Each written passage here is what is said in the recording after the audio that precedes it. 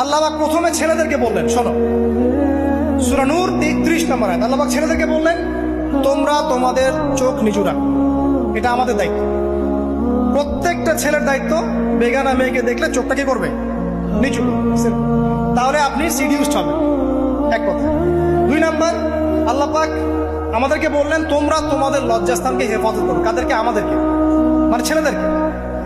প্রথমে আল্লাহ পাক ছেলেদেরকে বললেন, চোখ নিচু করে রাখো, লজ্জাস্থানে হেফাজত করো। ঠিক আছে? সূরা বানী ইসরাঈল আল্লাহ পাক বললেন, জিনার ধারের কাছেও যেও না, ধারের কাছেও যেও না। আল্লাহ পাক আরো বললেন, যদি কেউ জিনা করে ফেলে সূরা নূরে, তাহলে তাকে 100টা বেত্রাঘাত করতে হবে। কয়টা? 100টা, এবং 1 বছরের জন্য তাকে বহিষ্কার করতে হবে।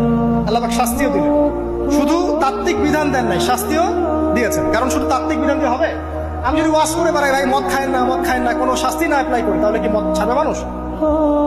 আমরা যদি বলি হত্যা করা মহাপাপ, মহাপাপ, দুর্নীতি করা মহাপাপ, মানুষ দুর্নীতি ছাড়বে?